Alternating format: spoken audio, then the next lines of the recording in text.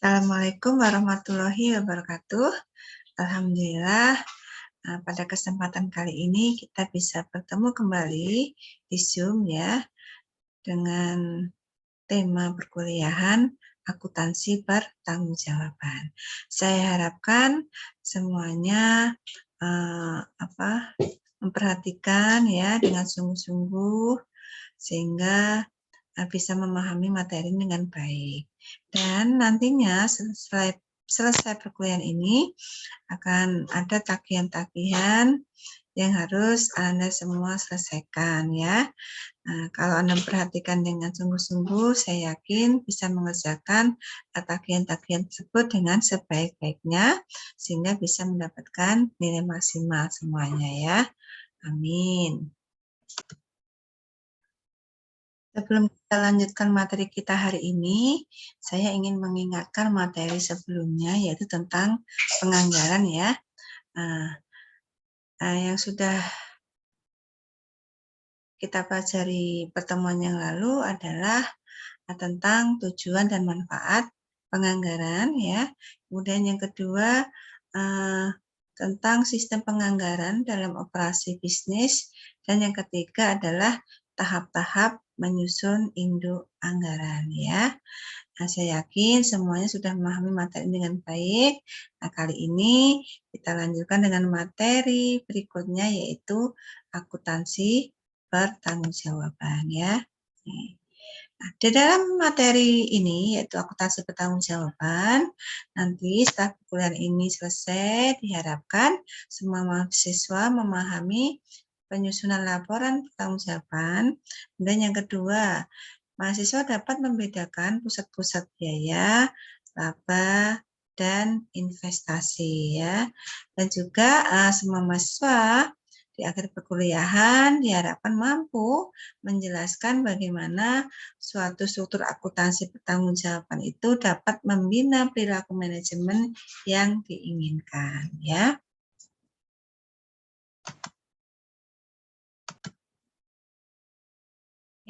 Setelah Anda semua memahami tujuan pembelajaran kita, maka selanjutnya akan saya uraikan satu persatu tentang topik kita, yaitu akuntansi pertanggungjawaban ya.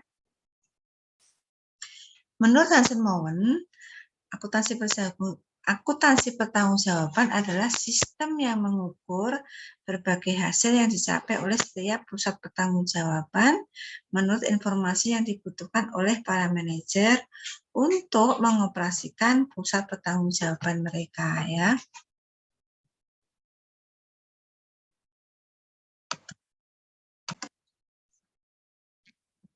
Bagaimana definisi akuntansi pertanggungjawaban menurut Samrin? Menurut Samrin, akuntansi pertanggungjawaban adalah suatu sistem akuntansi yang digunakan untuk mengukur kinerja setiap pusat pertanggungjawaban sesuai dengan informasi yang dibutuhkan manajer untuk mengoperasikan pusat pertanggungjawaban mereka sebagai bagian dari sistem pengendalian manajemen. Oke, sampai di sini mungkin Anda semua masih bingung ya tentang apa sih ya konsep dasar tentang akuntansi pertanggungjawaban itu ya. Nah, supaya Anda semua anak-anak tidak bingung, saya akan coba menerangkan apa sih yang melatar belakangi akuntansi pertanggungjawaban ini ya. Oke. Tolong fokus ya. Oke. Begini ya. Ketika sebuah perusahaan pertama kali didirikan, itu biasanya kegiatan perusahaan dan karyawan itu terlibat dalam kegiatan tersebut itu masih sedikit ya, dan dapat dikendalikan sepenuhnya oleh manajemen pusat atau oleh pemilik perusahaan ya, bila perusahaannya itu sifatnya kecil ya, atau sifat perusahaannya adalah perusahaan perseorangan. Maka semuanya bisa dikendalikan oleh pimpinan ya, atau bisa dikendalikan oleh pemilik sepenuhnya, atau bisa dikendalikan oleh manajemen pusat karena sifatnya masih sentral, ya, masih sentral, ya.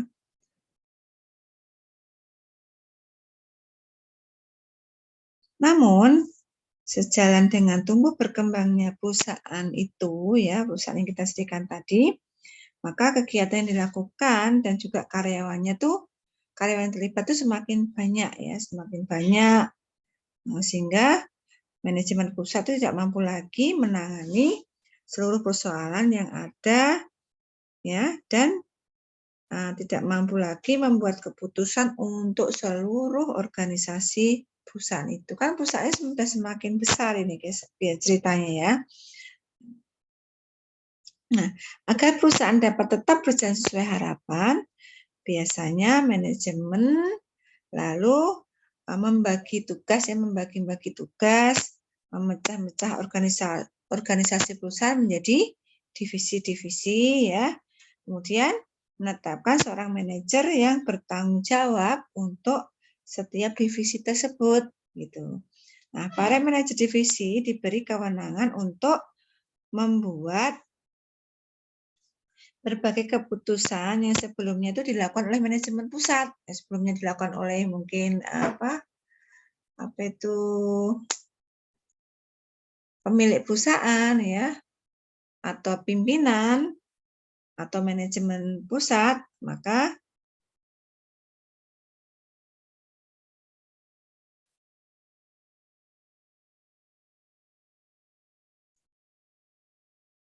sekarang setiap manajer bertanggung jawab terhadap divisi-divisi tersebut. Nah, para manajer divisi tadi diberi kewenangan atau pimpinan mungkin, ya, pimpinan cabang katakanlah begitu, diberi kewenangan untuk membuat berbagai keputusan yang sebelumnya dilakukan oleh manajemen pusat.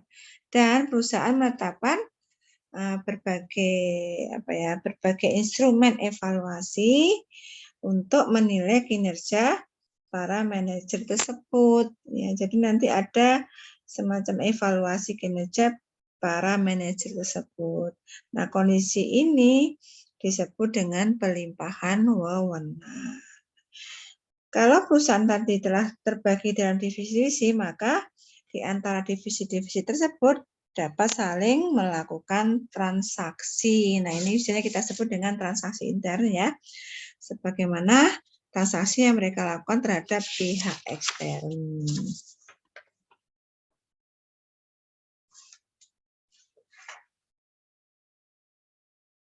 Nah, dalam transaksi intern tersebut nanti biasanya akan muncul, ya, biasanya itu akan muncul berbagai persoalan, bahkan juga bisa atau tidak untuk kemungkinan akan muncul konflik, ya, konflik atau pertengkaran, nih, antar manajer dalam menentukan harga. Nah, persoalan ini kita sebut dengan persoalan itu biasanya kita sebut dengan persoalan penetapan atau penentuan harga transfer. Dan nanti topik kita setelah ini adalah harga transfer, ya. Jadi saya coba menerangkan tentang latar belakang tentang akuntansi pertanggungjawaban, dan kemudian topik berikutnya adalah harga transfer atau penentuan harga transfer, ya, atau transfer pricing, ya. Jadi seperti yang saya jelaskan tadi, maka tampak bahwa, ya, dalam sebuah perusahaan yang besar dan kompleks itu akan muncul atau biasanya muncul perusahaan-perusahaan dasar yang harus segera ditangani dan diatasi oleh perusahaan. Perusahaan-perusahaan seperti apa? Contohnya ini, pertama, bukan persoalan, ya, solusinya bagaimana untuk mengatasi perusahaan-perusahaan dasar tersebut. Nah, solusinya adalah yang pertama, dari sistemnya sifatnya sentralisasi menjadi desentralisasi atau pelimpahan wewenang. Kemudian, karena sekarang sudah desentralisasi, maka harus ada pengukuran kinerja masing-masing manajer divisi. Kemudian yang ketiga atau berikutnya adalah memberikan kompensasi yang adil ya. Kompensasinya adil di antara para manajer divisi tersebut. Dan yang keempat, penentuan harga transfer antar divisi. Jadi penentuan harga transfer adalah salah satu solusi untuk mengatasi persoalan-persoalan mendasar yang dialami oleh perusahaan-perusahaan yang semakin berkembang atau perusahaan-perusahaan yang sudah besar gitu ya. Oke. Jadi sekarang Anda sudah tahu siapa sih latar belakang munculnya akuntansi pertanggungjawaban ini ya. Seperti itu. Nah, untuk menerapkan akuntansi pertanggungjawaban ini harus memenuhi syarat-syarat tertentu ya. Syaratnya apa saja? Yang pertama, struktur organisasi yang menetapkan secara jelas dan tegas tentang pembagian tugas, wewenang, tanggung jawab untuk setiap unit dalam struktur organisasi tersebut. Yang kedua, menyusun anggaran yang dilakukan oleh tiap tingkatan manajemen atau tiap divisi tadi ya dalam organisasi perusahaan. Berikutnya, adanya pemisahan biaya sesuai dengan dapat tidaknya biaya itu dikendalikan oleh seorang manajer pusat biaya tertentu dalam perusahaan ya. Kemudian yang keempat, adanya klasifikasi dan kode rekening ya. Di tiap divisi itu punya klasifikasi, punya kode rekening yang disesuaikan dengan tingkatan manajemen dalam perusahaan.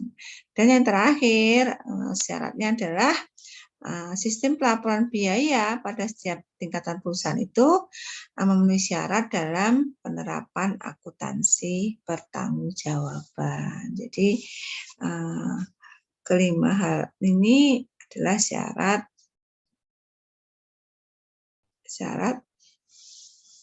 dapat diterapkannya akuntansi pertanggungjawaban di dalam perusahaan-perusahaan yang besar, perusahaan-perusahaan yang semakin berkembang ya. Oke, berikutnya manfaat dari akuntansi pertanggungjawaban. Nih.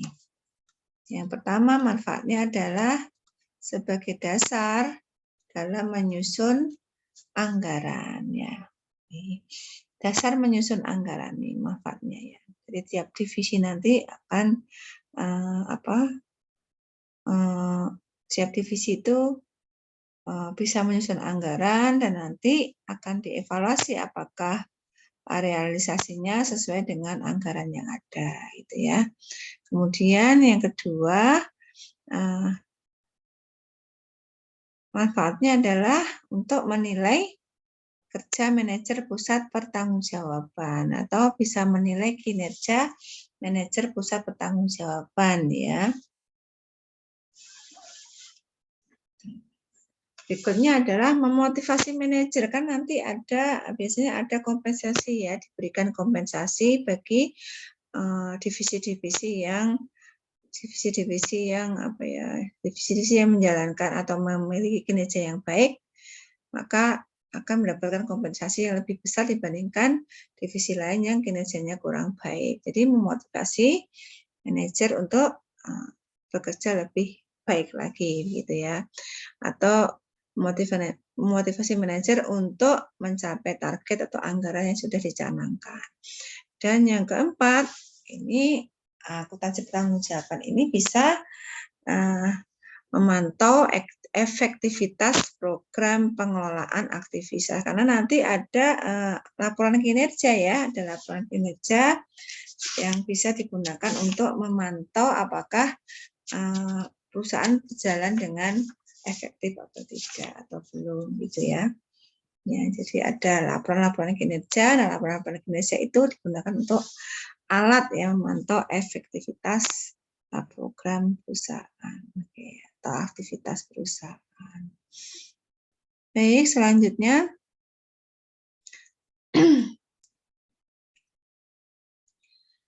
pusat pertanggungjawabannya. Selanjutnya pusat pertanggungjawaban. Oke. Apa sih yang dimaksud dengan pusat pertanggungjawaban? Pusat pertanggungjawaban adalah suatu unit organisasi yang dipimpin oleh seorang manajer yang mempunyai wewenang dan tanggung jawab atas aktivitas unit yang dipimpinnya. Ini pusat pertanggungjawaban. Ada pusat-pusat dan divisi, setiap divisi atau setiap bagian atau setiap departemen itu disebut sebagai pusat pertanggungjawaban ya. Nah, tiap divisi, departemen atau bagian tadi dipimpin oleh seorang manajer atau mungkin dipimpin oleh seorang pimpinan yang sudah ditunjuk oleh perusahaan ya.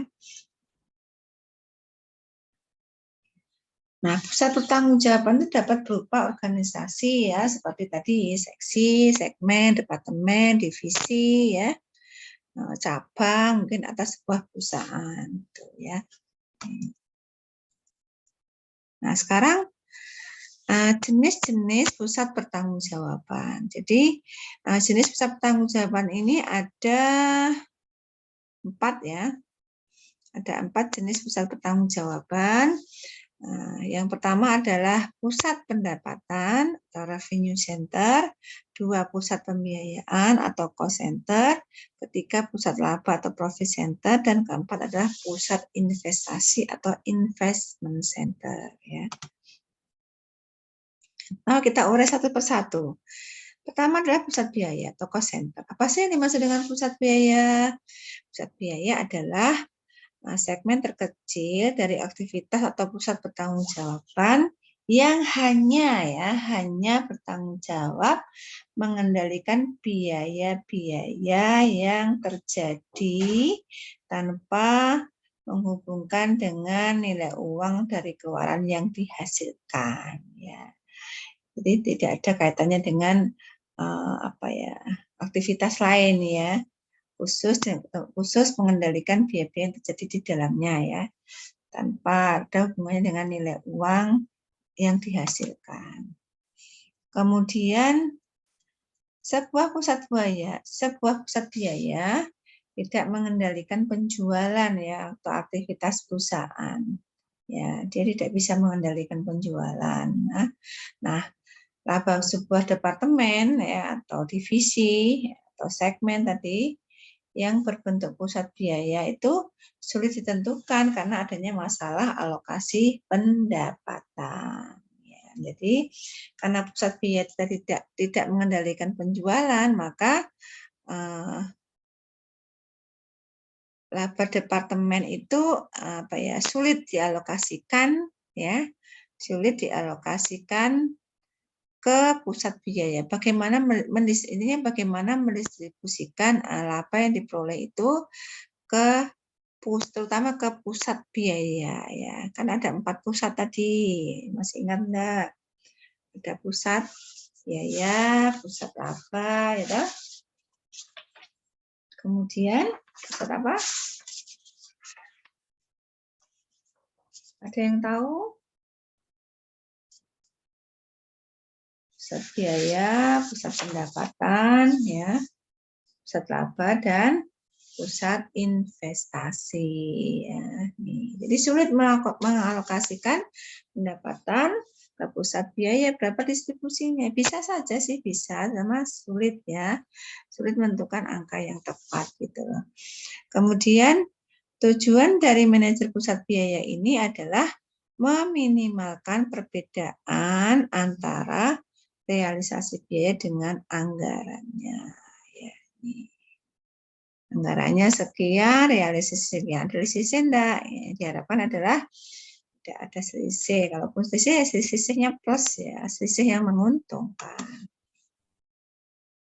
Nah, kita langsung ke sini ya, langsung ke pusat pendapatan yang kedua. Kita bahas kedua, pusat pendapatan atau revenue center. Nah, apa sih yang dimaksud dengan pusat pendapatan? Pusat pendapatan adalah pusat pertanggungjawaban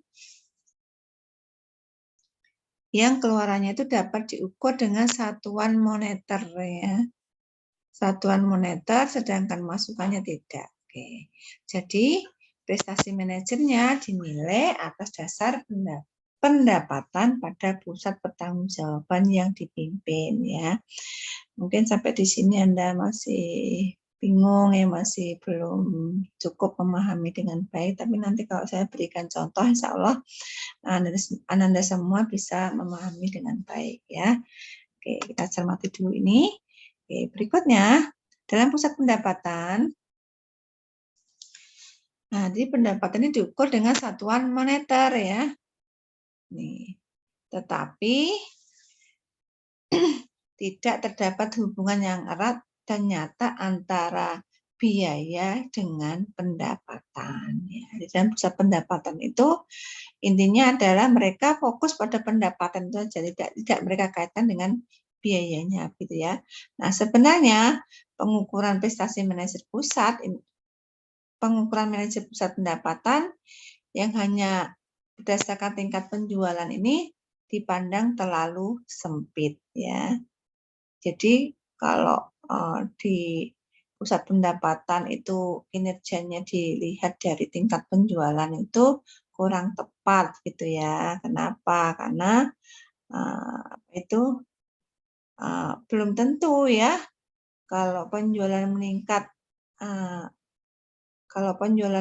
itu nanti pendapatannya juga meningkat, belum tentu karena banyak faktor yang mempengaruhi tingkat pendapatan ya.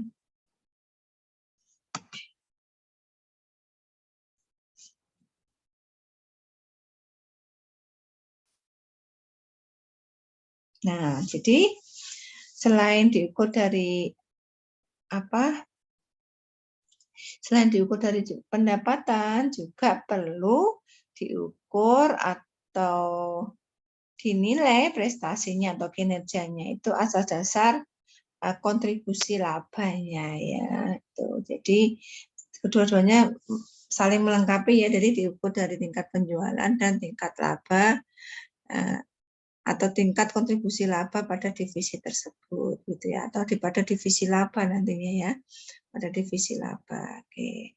Jadi ini saling berarti tidak hanya diukur dari, jadi dalam pusat pendapatan itu kinerja tidak hanya diukur dari tingkat penjualan saja, tapi juga perlu diukur dari kontribusi laba brutonya ya, atau laba kotor yang diharapkan atau yang sudah dicanangkan atau yang sudah dianggarkan. Baik, yang berikutnya adalah pusat yang ketiga nih ya, jenis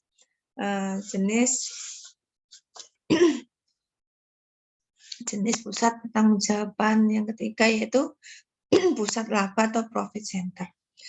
Pusat laba adalah pusat pertanggungjawaban di mana baik masukan atau biaya yang dikonsumsi maupun keluarannya atau pendapatan yang dicapai itu dapat diukur dengan satuan moneter ya.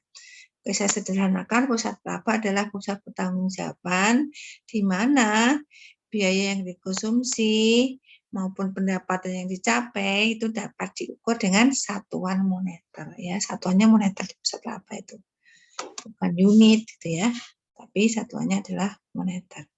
Nah, selisih antara pendapatan dengan biaya adalah laba atau rugi ya. Ini kalau pendapatan lebih besar ya dari biayanya berarti laba.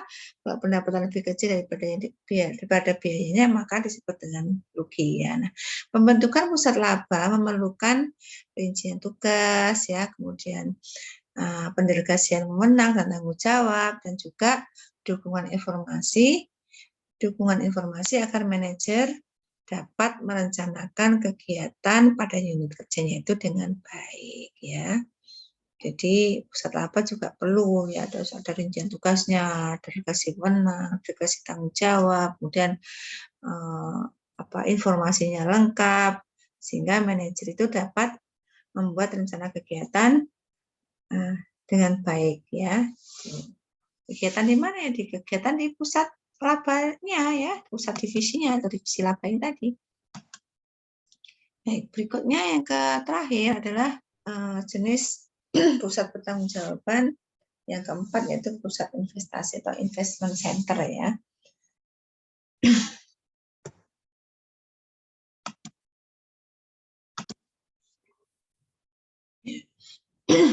Berikutnya adalah pusat investasi ya, saya ulangi. Berikutnya pusat investasi atau investment center. Nah, pusat investasi merupakan pusat pertanggungjawaban yang paling luas. Kenapa? Karena manajer berwenang dalam mengendalikan pendapatan dan biaya. Berbeda dengan pusat biaya tadi ya.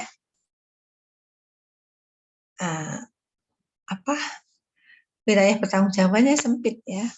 Sementara kalau pusat investasi ini pertanggungjawabannya itu lebih luas karena dia atau manajer ini berhak atau berwenang dalam mengendalikan pendapatan dan biaya. Baik itu biaya operasi atau biaya yang timbul berkaitan dengan usaha usaha untuk memperoleh sumber daya dan menentukan barang modal yang akan dibeli. Masalah utama dalam sebuah pusat investasi adalah apa? Laba yang dihasilkan dan harta yang digunakan untuk memperoleh laba tersebut. Yaitu apakah yang dihasilkan itu sudah sebenarnya dengan modal yang diinvestasikan. Biasanya masalahnya itu utama. Misalnya perusahaan melakukan investasi sebesar 1 miliar, nanti dilihat uang 1 miliar itu tingkat pengembaliannya berapa persen dari uang yang sudah diinvestasikan tersebut. Nah, ini masalahnya di sini nanti ya. Karena pasti setiap perusahaan menghindari tingkat pengembalian modal yang kecil. Inginnya semua harapannya ingin mendapatkan tingkat pengembalian modal yang besar. Ini investasi 1 miliar bisa kembali katakanlah 30% dari modal yang ditanamkan mungkin, atau mungkin 50% dari modal yang ditanamkan, dan seterusnya ya. Lebih besar tingkat pengembalian modalnya maka lebih baik. Manajemen pusat investasi ini diharapkan memperoleh laba sebesar jumlah yang ditetapkan ya untuk setiap nilai yang diinvestasikan. Makanya nanti ada semacam tingkat return, tingkat pengembalian investasi yang kita kira itu berapa, misalnya 50% atau 2% dan seterusnya. Nah, jadi harapannya memperoleh laba sebesar jumlah yang ditetapkan. Artinya target labanya itu tercapai gitu loh nantinya, gitu ya. Nah, prestasi pusat investasi itu diukur dengan berbagai instrumen ya. Ada memakai instrumen residual, kemudian income, atau memakai instrumen return on investment. Instrumen-instrumen untuk mengukur ya, nih, rate of return atau tingkat pengembalian. Tingkat pengembalian investasi ini bisa diukur dengan metode return on capital employed, kemudian return on investment, ini biasa kita sebut ROI ya, Anda sudah familiar ini. Kemudian residual income atau hasil mengukur kinerja pusat laba dan investasi ya. Capital employed ya. Rumusnya adalah EBIT dibagi total aset dikurangi current liabilities ya. EBIT ini earning before interest and tax ya. Dilaba sebelum bunga dan pajak ya. Nah, apabila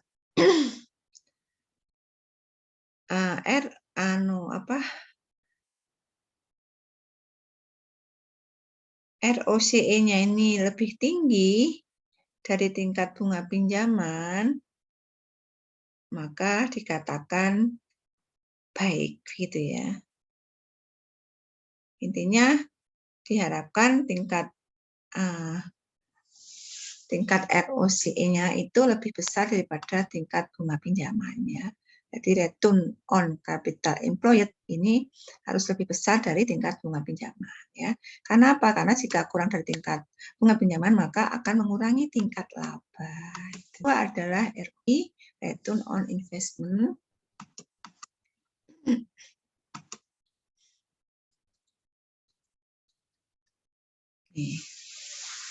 Return on investment ini menunjukkan kemampuan perusahaan dalam menghasilkan laba dari aktiva yang dipergunakan. Nah, Dengan mengetahui rasio ROI ini ya akan dapat diketahui apakah perusahaan itu sudah bekerja secara efisien dalam memanfaatkan aktivanya di dalam kegiatan operasional perusahaan ya. Kemudian rasio atau return on investment ini juga bisa memberikan ukuran yang lebih baik ya, artinya memberikan gambaran yang lebih baik dari segi profitabilitas perusahaan ya. Karena apa? Karena menunjukkan efektivitas manajemen dalam menggunakan aktiva untuk memperoleh pendapatan. Jadi kan untuk memperoleh pendapatan kita pakai aset-aset perusahaan ya. Itu sudah efektif atau belum? Itu bisa dinilai dengan metode atau instrumen ROI. Nah, ROI ini dicari dengan cara membagi laba bersih setelah pajak dengan total aktiva. Mudah ya, mudah aja ini. Baik, berikutnya adalah instrumen ketiga yaitu residual income. Nah, residual income adalah konsep hasil sisa ya, yaitu hasil neto di atas tingkat pengembalian minimum atas aktiva operasi ya. Atau aktiva operasi itu apa? Itu aset-aset yang digunakan untuk operasi kegiatan atau operasi perusahaan untuk mencapai laba. Nah, kelemahan dari instrumen residual income ini dia tidak dapat digunakan untuk membandingkan dua divisi yang besarnya berbeda ya. Tidak bisa kalau besarnya berbeda ya. Contohnya aja. Laba bersih $20.000, penjualan $200.000. Rata-rata aktiva operasi adalah $100.000. Nah, tingkat pengembalian minimum ini tingkat pengembalian investasi yang diharapkan tadi ya, itu sebesar 15%. Nah, dari data tersebut maka bisa dihitung ROI dan residual income-nya. ROI-nya berapa? ROI kita tinggal masukkan rumus tadi ya. Laba bersih ya dibagi rata-rata aktiva. Maka 20.000 dibagi 100.000 maka tingkat ROI-nya adalah 20%. Nah, residual income-nya adalah 20% dikurangi dengan tingkat pengembalian minimum tadi yaitu 15%, maka dikalikan 100.000 maka hasilnya adalah 5.000. Ya.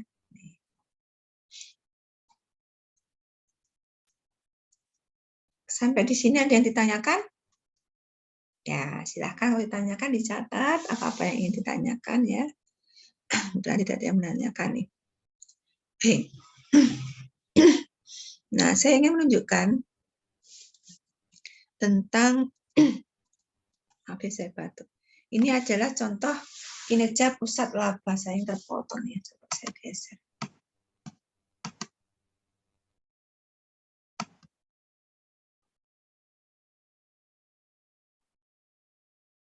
Baik, sambil dicatat, siapa ingin bertanya silahkan dicatat.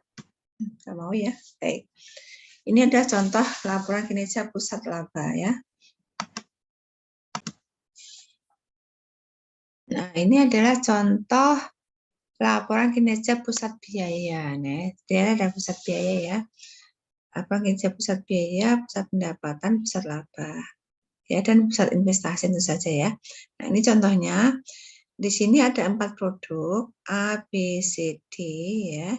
Nah, elemen biaya itu untuk produk A, elemen biaya produk B, elemen biaya produk C, dan seterusnya gitu ya caranya. Kemudian anggaran atau target biayanya adalah untuk produk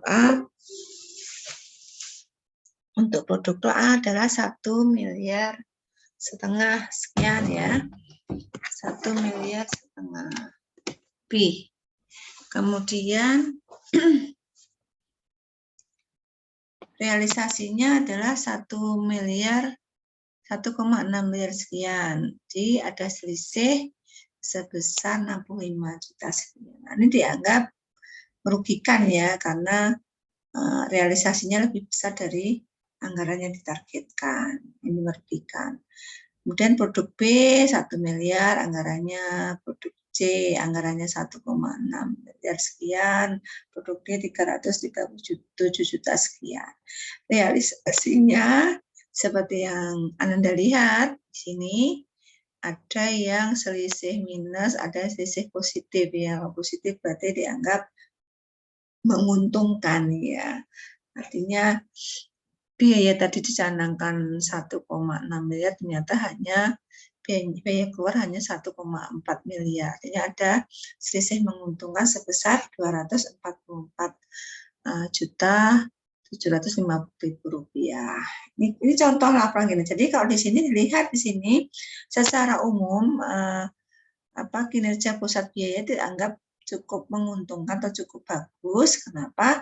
Karena masih menguntungkan ya, senilai 328.200.000 dari anggaran semula, yaitu sebesar 4.673 miliar ya. Jadi dianggap masih bagus. Cuma hanya saja yang perlu Anda pahami, kinerja dari pusat biaya ini tentu saja tidak terlepas dari data historis ya. Jadi harus bisa juga, atau lebih tepatnya harus juga dibandingkan dengan data historis untuk tahun yang lalu. Katakanlah hari ini tahun 2021, untuk tahun 2020 bagaimana kinerja pusat biayanya ya. Bagus mana dengan tahun ini? Atau bagaimana dengan kinerja pusat biaya pada tahun 2015 misalnya, atau bagaimana dengan kinerja pada tahun 2018 dan seterusnya ya. Jadi itu nanti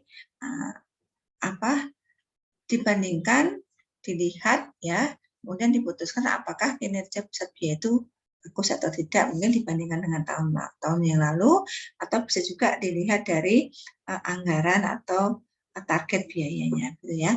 Kemudian yang kedua, ini adalah contoh laporan kinerja pusat pendapatan. Sama ya, ada produk A, B, C, D.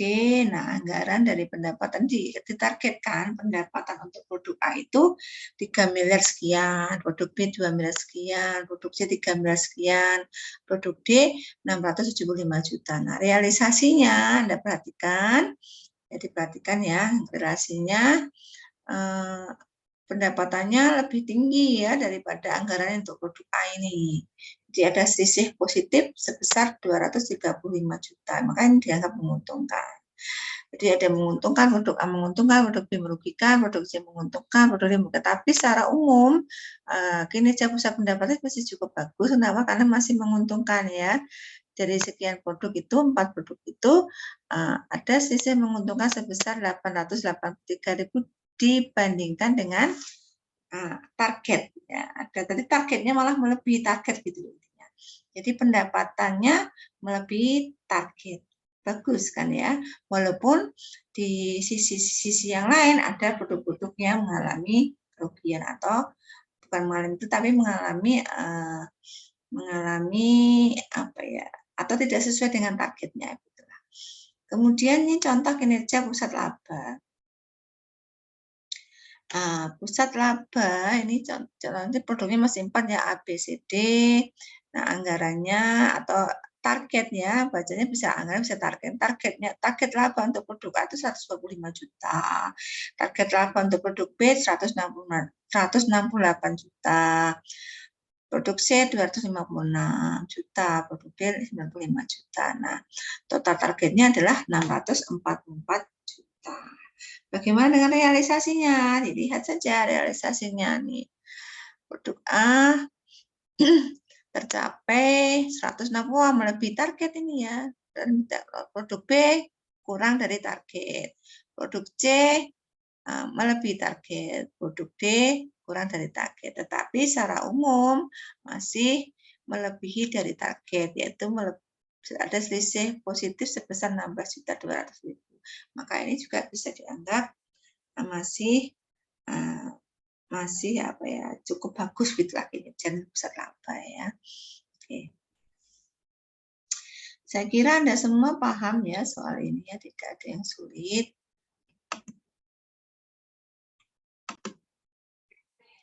Oke. Yang terakhir saya ingatkan, untuk kinerja pusat investasi ada alat untuk bisa mengukur kinerjanya ya. Artinya alat untuk mengukur kinerja pusat investasi itu tadi ada apa? Ada ROI ya, return on investment, kemudian ada lagi residual income ya, kemudian ada lagi satu lagi, ada yang bisa menyebutkan?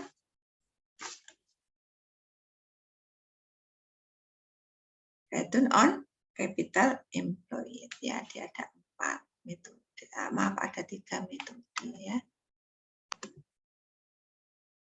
Baiklah, untuk pertemuan selanjutnya nanti kita akan membahas tentang penentuan harga transfer ya. Nah, mudah-mudahan pertemuan kali ini Anda semuanya bisa paham, dan saya ingatkan notulensi segera dikumpulkan, dan ada satu lagi tugas tambahan ya, yaitu menghitung mengukur kinerja pusat laba ya. Nanti soalnya akan saya posting di Classroom. Oke, sampai di sini. Wassalamualaikum warahmatullahi wabarakatuh.